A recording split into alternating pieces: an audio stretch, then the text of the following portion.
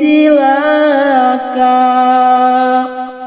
anak doraka indung disiksa temenang embung ngojaina seuneuh urung bari temenang pitulung bari nangis dihuapan dipepen den disusuan ngurus anak ridho pisan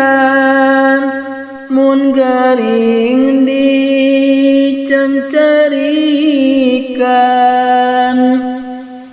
papang miceun diobehan hayang tuang dihuapan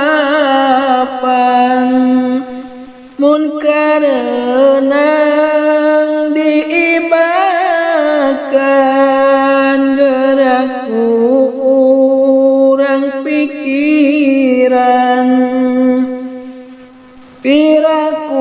pirakuhan tekarasa